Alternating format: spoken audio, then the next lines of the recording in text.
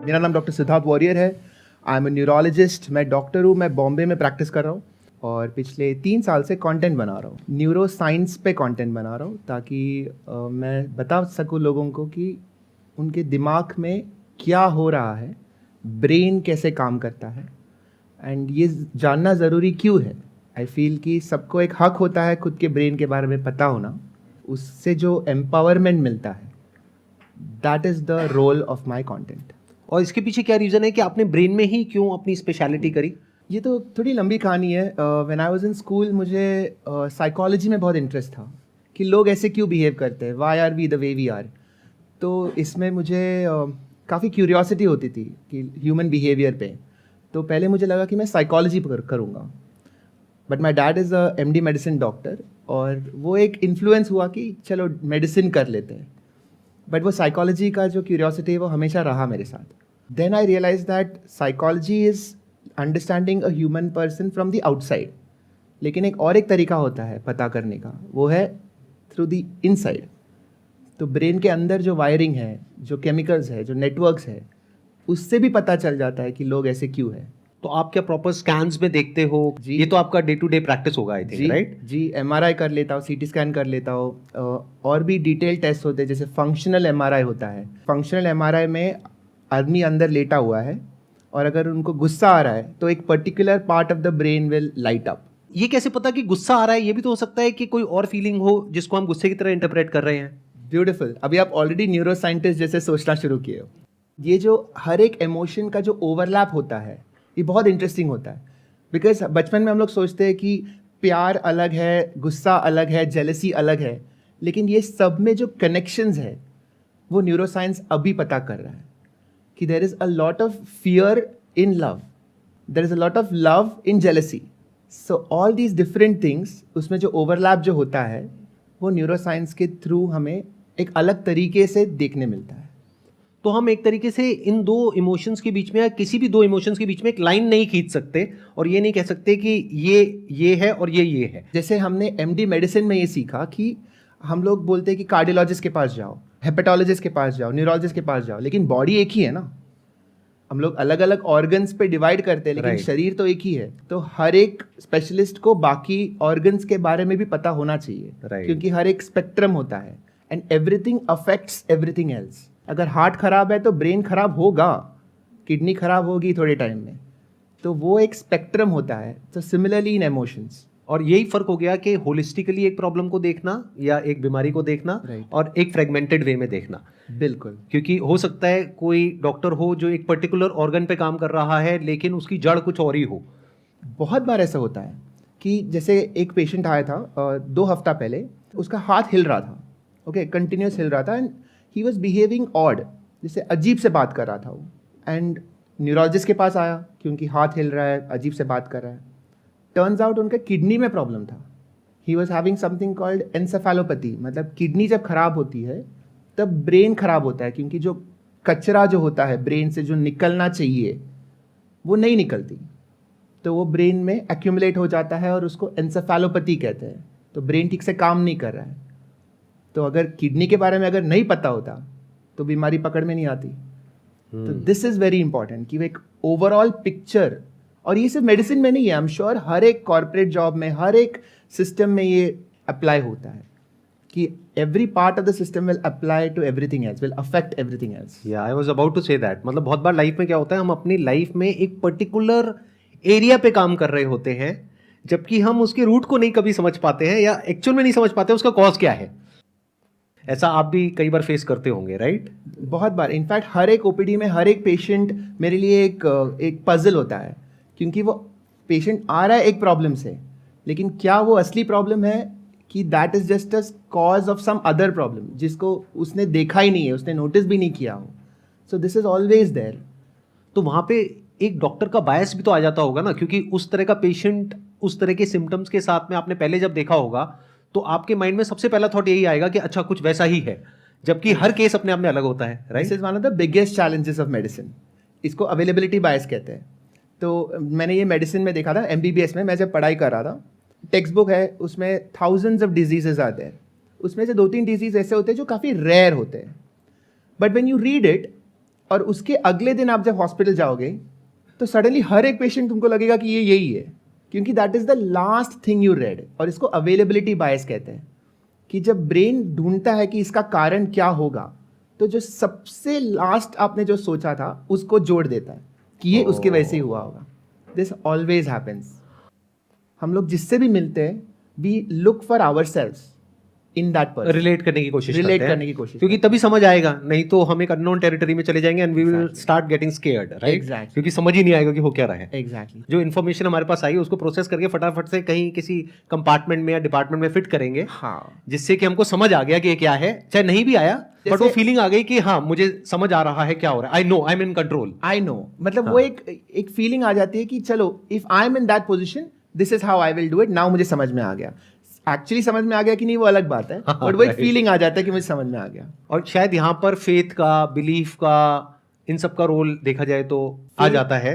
For example किसी इंसान ने ताबीज पहना हुआ है, हाँ, जो हम कहने को ये भी कह सकते हैं कि वो अंधविश्वास है, लेकिन उस ताबीज की वजह से अपनी ब्रेन में वो सेफ फील कर रहा है, सिक्योर फील कर रहा है, तो हो सकता है उसकी लाइफ एक सही डायरेक्शन में जाने लग जाए, उस ताबीज की वजह से नहीं, but because of that thought कि मैं सेफ हूं, तो वो एट ईज हो गया। 100%। जैसे एक बच्चा है, रो रहा है, जैसे ही मम्मी रूम में आ गई, रोना बंद हो गया।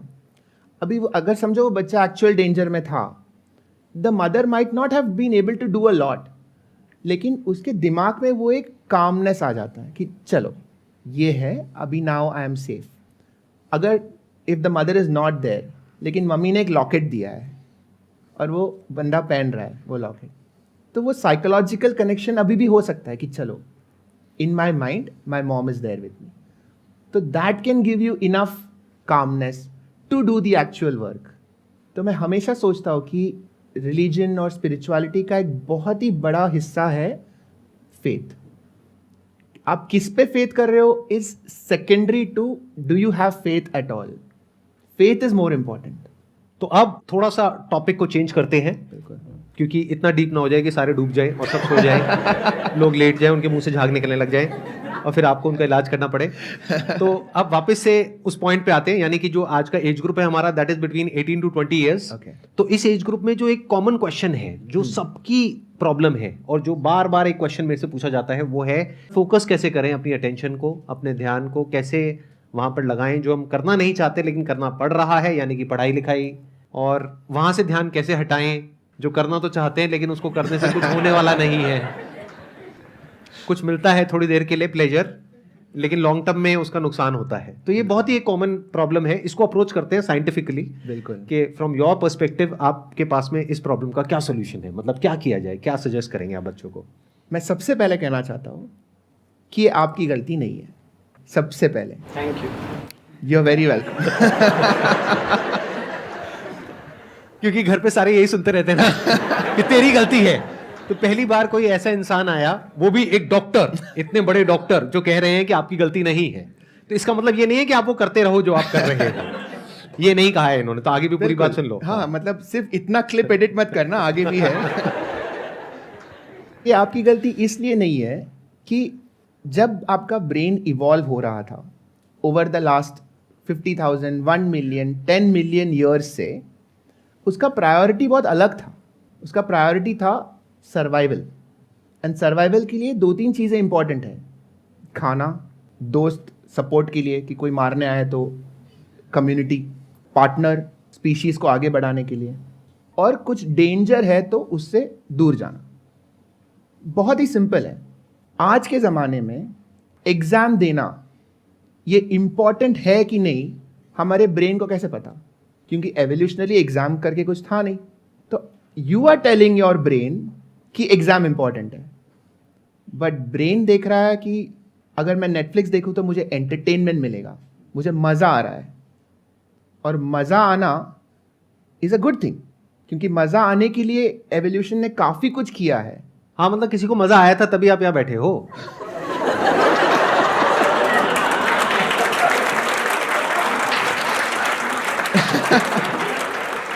उनकी भी गलती नहीं थी।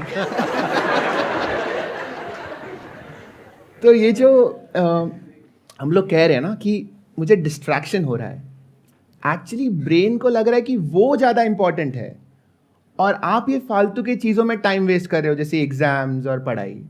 ब्रेन को समझ में ही नहीं आ रहा है कि एग्जाम पढ़ाई इंपॉर्टेंट है, क्योंकि ब्रेन को फ्यूचर के बारे में सोचना नहीं आता। सच ये है कि हमारा जो प्रिमिटिव ब्रेन है, जो पुराना ब्रेन है, इसको लिम्बिक सिस्टम कहते हैं, पुराना ब्रेन है, इसको फ्यूचर के बारे में सोचना आता ही नहीं है। इसको सिर्फ अभी के बारे में सोचना आता है, अभी का, आज का, इधर का, इमीडिएट Immediate. अभी क्या थ्रेट है, क्या डेंजर है, या क्या प्लेजर क्या प्लेजर है। बस आज मैं पढ़ाई करूंगा, 4 साल में डिग्री मिलेगी, 10 साल में जॉब मिलेगी, फिर मैं अच्छा गाड़ी खरीद, वो सब मतलब हम बोलते हैं, लेकिन फंडामेंटली तुम्हारे लिम्बिक सिस्टम में वो घुसता नहीं है, वो समझ में नहीं आता उसको। और आपका सारा जो इंस्टिंक्टिव डिसीजंस होते हैं, इमोशनल डिसीजंस होते हैं, ये सब लिम्बिक से आ रही है। तो जो इवॉल्व्ड ब्रेन है, जो अभी अभी आया है, 10, 15, 20 हजार साल में आया है, बल्कि अभी पढ़ाई लिखाई देखा जाए तो अभी 50-100 साल में आई है। पढ़ाई तो अभी अभी आया है, बट जो इवॉल्व्ड ब्रेन है, that is the one that is logical, that can look into the future, plan कि अच्छा मुझे ये बनना है, ये बनना है। बट आप एवोल्यूशनरीली देखोगे तो limbic system is like your great grandfather, और तुम्हारा जो सबसे इवॉल्व्ड पार्ट है दैट इज अ इन्फेंट, बच्चा है वो। तो कोई भी बच्चा ग्रेट ग्रैंडफादर को नहीं बता सकता कि ये करो, this is how you are born with this inequality, तो एक चांस ही नहीं है। But as you keep growing, हमारा इवॉल्व पार्ट, जिसको PFC कहते हैं, उसका फुल फॉर्म है प्री फ्रंटल कॉर्टेक्स, जो if you tap your forehead, उसके जस्ट पीछे जो पार्ट है, that is the most evolve part. As you keep growing, इसी को मैच्योरिटी कहते हैं, कि pre frontal cortex becomes stronger and stronger. It develops the capacity to tell the limbic system कि ये करो, ये नहीं करो। और वो स्ट्रांग कैसे होता है? Through experience, through knowledge, through life. इसी को मैच्योरिटी कहेंगे कि जैसे टाइम बढ़ता है, यूजुअली 25 ईयर्स मानते हैं, एब्स्ट्रैक्ट है, बट 25 साल की उम्र में प्री फ्रंटल कॉर्टेक्स इवॉल्व हो जाता है। तब तक तो इनकी लाइफ की धज्जियां उड़ जाएगी। क्योंकि अभी ये सारे 18-19 साल के हैं, अगर तब तक इनको समझ आएगा कि ये जो कर रहे हैं उसकी वजह से क्या गड़बड़ होने वाली है। बिल्कुल, ये तो एक बहुत बड़ी प्रॉब्लम हो गई जिसका हमको सोल्यूशन निकालना पड़ेगा। क्या ऐसा कुछ हो सकता है, जैसे अभी इनकी एज है मान लो 18-19 साल, इनका जो प्री फ्रंटल कॉर्टेक्स है वो इतना डेवलप हो जाए जितना कि एक 25 साल के आदमी का होता है? क्या ऐसा कोई तरीका है? बहुत सारे लोग हैं। There are so many children who are at 17, 18, 20, 22 are achieving very good things because they have learned to control their limbic system. और वो कैसे होता है? Most important is motivation. हम लोग क्यों कर रहे हैं? PFC कह रहा है कि एग्जाम के लिए पढ़ाई करो। क्यों पढ़ाई करें? अगर वो क्यों बहुत क्लियर है दिमाग में, तो PFC will overcome the limbic. और वो क्यों सिर्फ क्लियर होने से नहीं होगा। मान लो किसी को क्लियर हो भी गया, बट कुछ देर के लिए क्लियर हुआ, फिर उसके बाद में और जो हमारा जो डिफॉल्ट सिस्टम है उसने ओवर पावर कर लिया उस क्यू को। तो that cue has to be reinforced and it has to be a constant thought and a constant reminder, और वो डोमिनेटिंग थॉट होना चाहिए, तभी वो हमारी बायोलॉजी को सरपास कर सकता है। राइट? दोनों बायोलॉजी है, ऐसा नहीं है कि एक बायोलॉजी और एक नहीं है, बट जो लिम्बिक का क्यू है, द लिम्बिक का मोटिवेशन है, वो 1 बिलियन ईयर्स से हो रहा है। अगर आपने सुना होगा practice makes man perfect, the limbic has been practising for 1 billion years. आप एग्जाम के लिए प्रैक्टिस कर रहे हो 2 महीने से, क्या कंपटीशन है ये तो हो ही नहीं सकता। So the more you practice that motivation कि मुझे ये करना है क्योंकि दैट मेन रीजन आप बार बार रीएनफोर्स करते जाओगे, तो that PFC can overcome the limbic. So there is no clear cut finish line. जो फिनिश लाइन है वो हमने बनाया है, एक कहानी है कि एक एब्स्ट्रैक्ट फिनिश लाइन हमने बनाया कि चलो ये हुआ तो खत्म। Trust me, I have given more than 25-30 exams, और हर एग्जाम के टाइम में मैं सोचता था कि बस ये एग्जाम अगर क्लियर हो जाए तो लाइफ सेट है। बट वो नहीं होता, बिकॉज एग्जाम के बाद you are still struggling. There is a new struggle. There is always a new struggle. But ये उसी को समझ आता है जो उसको अचीव कर लेता है। Exactly. हाँ. क्योंकि मैं जब 12th में था, MBBS फर्स्ट ईयर में था, मुझे लगता था कि ये अगर एग्जाम क्लियर हो जाए तो I am done. But that is not true. अभी मैं कॉन्फिडेंटली बोल सकता हूँ कि ऐसा नहीं है। नहीं, बट दो अलग अलग प्रॉब्लम्स हो गई। एक हो गई हैप्पीनेस प्रॉब्लम, हाँ। एक हो गई survival problem. Happiness problem is कि हमें ये लगता है कि ये करके मैं खुश हो जाऊंगा, तो खुश तो कभी होते ही नहीं। Happiness is an illusion, scam है पूरा का पूरा जो आपको बेचा जा रहा है। कहने का मतलब है एक है happiness problem which is a very big problem in itself. वो है उन लोगों के लिए जिन्होंने वो पा लिया है जो वो पाना चाहते थे और उनके पास में एक रीजनेबली कंफर्टेबल लाइफ है। अभी एक बार को उस डिपार्टमेंट को छोड़ देते हैं, अब बात करते हैं ऐसे बच्चे जिनके लिए प्रॉब्लम है सर्वाइवल की, यानी उनके घर के खर्चे की प्रॉब्लम है, घर में फाइनेंशियल प्रॉब्लम है, उन्हें कुछ ना कुछ तो करना ही है अपना और अपने माँ बाप का पेट भरने के लिए। अब वो बच्चे क्या करें? अगर आपको रेस दौड़ना है, अगर आपने पहले ही डिसाइड कर लिया कि ये रेस मैं नहीं जीतूंगा, इसमें प्रॉब्लम ये नहीं है कि आप फेल हो गए या सक्सीड हो गए, ये प्रॉब्लम ये है कि आप ट्रेन ही नहीं करोगे। और अगर आपने ट्रेनिंग नहीं किया, या समझो आपने ट्रेनिंग किया होता, तो उससे और क्या क्या बेनिफिट्स है ये आपने शायद सोचा भी नहीं होगा। It is not about the winning, but अगर समझो आपने ट्रेनिंग किया मैराथन दौड़ने का and you did not come first, in fact you did not even finish, 42 kilometres दौड़ना है, आपने 25 के बाद you got tired and you stopped. It still means that you now have a body that is capable of running 25 kilometers. And you are still fitter than everybody else in your class. Because nobody else is running even 10 kilometers. This is why I feel कि abstract finish lines बहुत tricky होते हैं. It's great for motivation, चलो मुझे उधर जाना है. But वहाँ तक अगर नहीं पहुँचे, तो भी आपने काफ़ी कुछ attain किया है जो आप, you can't put a number on that. And next time when you start running, you will run 30 kilometers. And you will still call yourself a failure. But you are not. अगर आप दूर से देखोगे तो you are not. आपने सिर्फ अगर वो 42 किलोमीटर्स के लाइन के थ्रू देखेंगे तो yeah, you are still a failure. But you are actually still growing.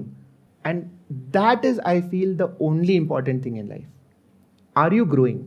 कि पहले से are you in a more capable state? Because life will keep on giving you different situation, हमेशा कुछ ना कुछ तो अलग चैलेंज आते रहेगा। Your brain is trying to understand कि अच्छा ये नया सिचुएशन है, अभी मैं क्या करूँ।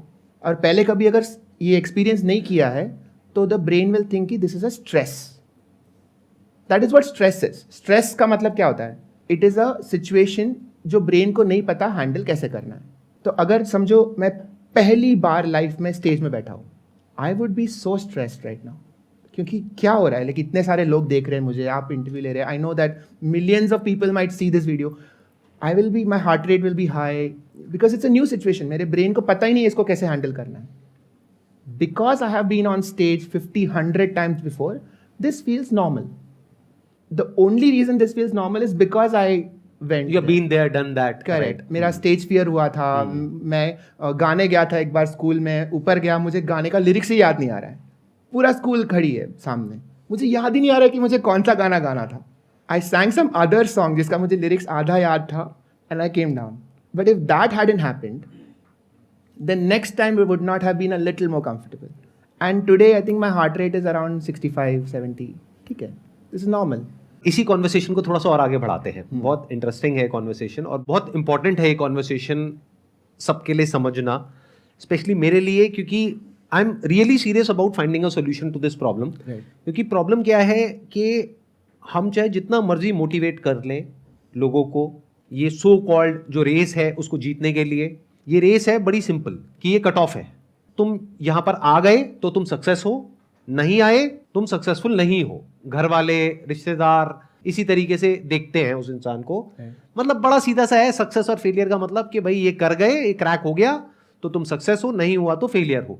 People don't look at it in a way कि तुमने 5 बार ट्राई किया और नहीं कर पाए फिर भी तुम कुछ कर गए। और ये भी अपने आप में एक बहुत बड़ा ट्रैप है, क्योंकि बहुत सारे लोग ऐसे हैं जो अपने प्रॉफिट के लिए इस तरह से लोगों को मोटिवेट करते हैं, कहते कोई बात नहीं, कोशिश करते रहो, 2 बार करो, 5 बार करो, 10 बार करो, फेल भी हुए तो क्या हुआ। क्योंकि 5 बार अगर आप लोगों ने कोशिश करी तो जिसका इंस्टीट्यूट है जो वो आपको उस एंट्रेंस के लिए तैयार कर रहा है उसका तो पैसा बन गया, आप जाओ भाड़ में, सीधी सी बात। तो वो तो यही बोलेगा ना। बट डेटा क्या कह रहा है कि चाहे कोई कितनी भी कोशिश कर ले, ये प्रॉब्लम का सोल्यूशन है ही नहीं। क्योंकि जब हमें दिख रहा है कि चेयर 4 हैं और उस पे बैठने वाले 4000 हैं, तो अननेसेसरी उन 4000 को मोटिवेट करना इज नॉट अ सोल्यूशन। तो सोल्यूशन क्या है जिसके बारे में मैं बात करता हूं अपने सेशंस में, कि उन लोगों को कुछ और भी एक्सप्लोर करना चाहिए। और भी बहुत सारे रास्ते हैं, सिर्फ ये 2 या 3 रास्ते नहीं हैं जहां पर कंपटीशन बहुत ज्यादा है, जहां पे मार्केट मची हुई है, और भी एक्सप्लोर करो, but then they do not explore other options. क्यों? क्योंकि वहां पे डर लगता है। तो वहां पर एक चीज हमको रोक रही है, which is again primitive, link to the limbic system, that is fear. क्योंकि वहां पे अपने बेस पे कुछ करना पड़ेगा और घर वाले भी सपोर्ट नहीं करेंगे। मैं ठीक कह रहा हूं ना? प्रॉब्लम सब लोग रिलेट कर पा रहे हैं इस प्रॉब्लम से? उस रेस में भागना इज नॉट अ सोल्यूशन, क्योंकि अगर 4 बार इन्होंने ट्राई किया, उसके बाद भी अगर नहीं हुआ, तो ना ये यहां के रहे ना वहां के रहे।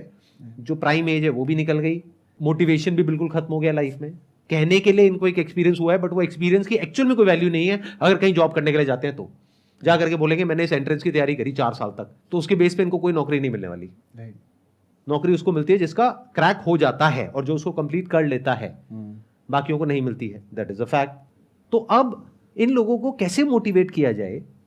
अगर आप मेरी जगह पर हो, आप इनको कैसे मोटिवेट करोगे कुछ नया ट्राई करने के लिए? क्योंकि कुछ नया ट्राई करने के नाम से इनको डर लगता है, प्लस ये अपने इतने कंफर्ट जोन में है, उन प्लेजर्स ने इनको इतना घेर रखा है 24 घंटे, सोशल मीडिया ने, इंस्टाग्राम ने, इन सारी चीजों ने, कि उससे बाहर ही नहीं निकल पाते। और निकलते हैं तो निकलते ही उनको डर लगता है। तो इसलिए क्या कर रहे हैं, ये सब उसी रेस में भाग रहे हैं, जहां पे पहले से ही पता है कि करोड़ों में से कुछ का ही कुछ होने वाला है, बाकी सब धक्के खाएंगे। इसमें 2 चीज़ है। एक है हम लोग सबके साथ क्यों दौड़ते हैं, क्योंकि एक सेफ्टी इन हर्ड वाला फीलिंग है कि सब लोग जो कर रहे हैं अगर मैं भी करूं, तो एक फीलिंग आती है कि चलो एटलीस्ट मैं गलत तो नहीं कर रहा हूँ कुछ। इसमें थोड़ा करेज लगेगा कुछ अलग करने के लिए, और वो करेज सबके लाइफ में आती है अलग अलग टाइम में, because they will find something that is worth it to go away from the crowd. अगर वर्थ इट तुमको नहीं लगा तो you will not take that risk, क्योंकि there is safety in numbers. बाकी सब लोग जो कर रहे हैं अगर वैसे ही करो तो I will not be spotted, I will not be picked on. जैसे फॉरेस्ट में या जंगल में zebras do this. Zebras are all striped black and white, तो they don't camouflage against the background, क्योंकि they are in Africa, desert, मतलब the background is green yellow, तो zebras can be seen very well. Their camouflage is with each other. तो अगर tigers आए या Lions आए zebra को खाने के लिए, तो एक zebra will mix with the others, so the Hunter will get confused कि किसके पीछे जाना है, सब एक जैसे दिख रहे हैं। Humans also do this sometimes, कि सबके जैसे मैं बिहेव करूं ताकि मुझे कोई पकड़े ना, मैं कोई रिस्क ना लूँ। You need to find something worth it enough to step out, और वो आ जाता है। When you see it you will know it. The other thing of what you asked is that हमारा सिस्टम ऐसा अरेंज हुआ है कि all success is outcome based. Outcome हुआ तो सक्सेस हुआ, आउटकम नहीं हुआ तो सक्सेस नहीं हुआ। It is not skill based, और ये बहुत गलत है, क्योंकि आउटकम का वैल्यू विल कीप चेंजिंग। जैसे अगर समझो 40 साल पहले there was somebody who would make typewriters, now that is an outcome, all his family is proud कि देखो लड़का क्या टाइपराइटर बनाता है और कितना कमा रहा है, कितना कमा रहा है। 10 साल में कोई टाइपराइटर यूज नहीं कर रहा है। अगर सिर्फ आउटकम बेस्ड हो तो now he is jobless, now he is a failure, now he is a failure. तो जो सक्सेस था कुछ चेंज नहीं हुआ, सर्कमस्टांसेस चेंज हुए, अभी वो सक्सेस है फेलियर बन गया, उसकी कोई गलती नहीं है। But suppose he is skill based, he knows how to manage mechanicals, he knows how to create things. Now he can create a phone, now he can create a laptop. Now जैसे science बढ़ता है he can keep on growing. तो skill based अगर आप focus कर रहे हो, everything changes. You have to think differently. You have to start thinking of तुम्हारा स्किल सेट क्या है. Forget about outcome. Forget about the exam. How good are you at learning? Forget about rank. How good are you at taking notes? क्योंकि वो reproducible है. Skills are transferable. Outcomes are not. तो skills, आपका skill set लिख दो. Like whatever you are good at, if you write down your skills, you have only two things to do in life. One is to improve each skill. So if you are good at communication, get better at communication. If you are good at planning, get better at planning. That is one. And you will find some job which requires those skill sets. And especially अभी आज के ज़माने में with AI and literally हर हफ्ता पूरा industry change हो रहा है. तो आप क्या कॉन्फिडेंस से एक पर्टिकुलर जॉब के पीछे भागोगे जब अगले हफ्ते में वो जॉब निकल जाएगा? It's not going to be useful. nobody can advise us. Our parents don't know, our teachers don't know, I don't know. Nobody can advise you कि आपको ये जॉब जाना, ये सेफ है. कोई भी जॉब सेफ नहीं है. मेरा जॉब सेफ नहीं है. So what can you do then? You have to start chasing skills. That is the only way you can sustain. अभी तक ऐसा था, हमारे जो फील्ड्स है सोसाइटी में बहुत क्लियर कट डिफाइंड है. मेडिसिन हुआ, आर्किटेक्चर हुआ, इंजीनियरिंग हुआ, सिविल हुआ. But into the future there will be more and more intersection. And जो लोग दो फील्ड में नॉलेज है, they will become very valuable. Right. तो you pick any two things, literally any two things. हम लोग के चाइल्डहुड में ऐसा बताया गया है कि हम लोग को एक जॉब करना है. So your identity becomes one job. आप क्या हो? आर्किटेक्ट. अच्छा ठीक है. Everything else is a hobby. आप समझ रहे हो? आपके लाइफ में आप सोच सकते हो कि आपको आर्किटेक्चर करना है जॉब, बट आपको म्यूजिक पसंद है लेकिन वो हॉबी है. ये किसने कहा? This is a narrative. ये हमने खुद से बनाया है. ऐसा कुछ भगवान का वर्ड नहीं है कि तुम एक ही जॉब कर सकते हो. Now what is going to happen is there will be a time when some company will look for an architect who has experience in music. And तभी जब ढूंढने शुरू करोगे तो you will be the only one. If you have taken music seriously. So you take any two fields, you mix them up, अगले 10 साल में उसका job opportunity आने वाला है. And not even 2, it could be even more than that. More, so the more you put, the rarer you become. Architects, 10 million architects, but only 50 architects who know music also. Or maybe tech. Or tech. And you add AI to it, there'll be one. So then you will be the only one in the world. A creative architect who is tech savvy and who is well versed with AI tools and platforms. AI tools. So जैसे coordinate system होता है ना, latitude, longitude, तो world में हर एक point का एक coordinate होता है कि that is a unique point. कि वो point को अगर define करना है तो you need 3 axes, X, Y and Z. So then it becomes one unique point. So think of yourself like that. कि आपका 3 coordinates क्या है, that will make you a unique person. Architect तो बहुत है यार, but you add 2 more coordinates and you become equally good at all 3. Now suddenly you are the only one in the world. Like for example, I don't think there is another neurologist content creator who writes poetry except for me. Neurologist बहुत है, content creators बहुत है, poetry लिखने वाले बहुत है. I'm giving you an example.